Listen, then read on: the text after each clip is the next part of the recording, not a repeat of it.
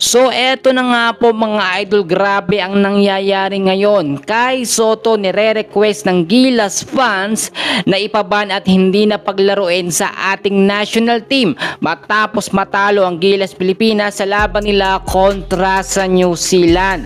Well, alamin natin ang mga detalye mga idol. So ngayon po ay maraming disappointed sa pagkatalo po ng Gilas Pilipinas kontra sa New Zealand. Actually, yung final score na 66-69, kayang-kaya pang makahabol sana at manalo ng Gilas, lalo na kung naipasok ni Dwight Ramos yung huling tira niya sa ilang segundo na lamang doon po sa huling quarter. Possible na tumabla pa yun mga kaibigan kung naipasok po yun. Pero ang pinaka main reason kasi ngayon na iniiyak po ng mga Gilas fans dahil nga yung pagiging hindi available ni Kai Sotto sa lineup ng Gilas Pilipinas. Well, bakit natin sisisihin si Kai Sotto mga kaibigan?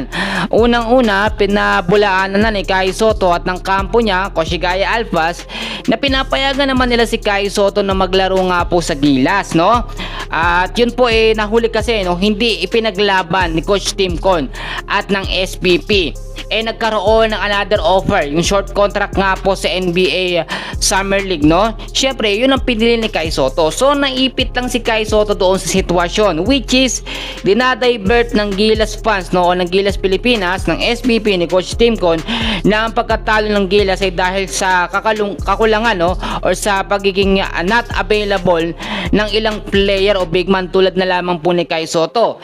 Meron namang QMB, di ba? Merong Junmar, merong AJ Edo. So ang pinaka main na problema dito hindi po si Kai Sotto, which is eto pong sistema ni Coach Tim Con. Paulit-ulit kasi si Coach Tim Con sa tinatawag niya na triangle offense, which is hindi na nga po nagiging efektibo. Si Justin Brownlee ang inaasahan niya na magbubuhat o magdadala sa Gilas. Anong nangyari?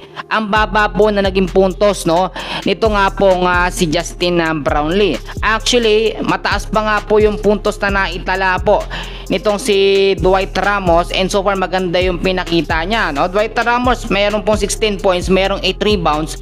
CJ Perez merong 15 points, meron pong 3 rebounds.